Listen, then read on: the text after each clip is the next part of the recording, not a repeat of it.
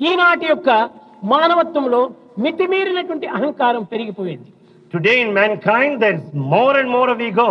ఇంకా ఆడంబరమా చెప్పనక్కర్లేదు. The pomp and show we need not mention. ఈ విధమైనటువంటి జీవితంలో మానవత్వానికి ఏమాత్రమైన కూడాను కొన్ని శాంతి భద్రతలు ఏర్పడతాయా?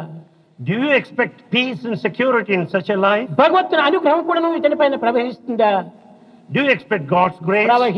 ప్రవహించదు. God's grace shall never flow. ఎంత ధనమున్నా, ఎంత విద్య ఉండినా, ఎంత పదవి ఉండినా, ఎన్ని విధమైనటువంటి ఇది ఉండినప్పటికీ అహంకారం అనేటువంటిది ఉండినప్పుడు ఇవి ఏమాత్రం కూడా తమకు దైవానుగ్రహం దక్కదు. You may have lot of wealth, education and position, so long there is ego you'll never receive God's grace. ప్రవాహము పల్లమునకే పోరుతుంది కానీ మిట్టను ఎక్కదు. Water flows downward but never upward. ఎవడు వినయ విధేయతతో ఉంటుంటాడో వాని వైపునే దైవానుగ్రహం ప్రవహిస్తుంది. The one with obedience and humility, he will receive God's ఈ grace. అహంకార ఆడంబరమైనటువంటిది కేవలం మిట్ట వంటిది. The one of ego and ఎంత pomp. ప్రయత్నం చేసినప్పటికీ ఆ మిట్టను ఎక్కదు ఈ యొక్క ప్రవాహం. In spite of all attempts, he shall never receive. కనుకనే అహంకారమే ఈ మిట్ట, So this ego is the mountain. వినయ విధేయతే ఈ పల్లము.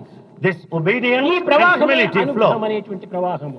What sort of a flow it is? కనుక భగవానుగ్రహమును పొందాలనుకున్నప్పుడు మనం వినయ విధేయతులుగా ఉండాలి. To have God's grace, we should have all humility.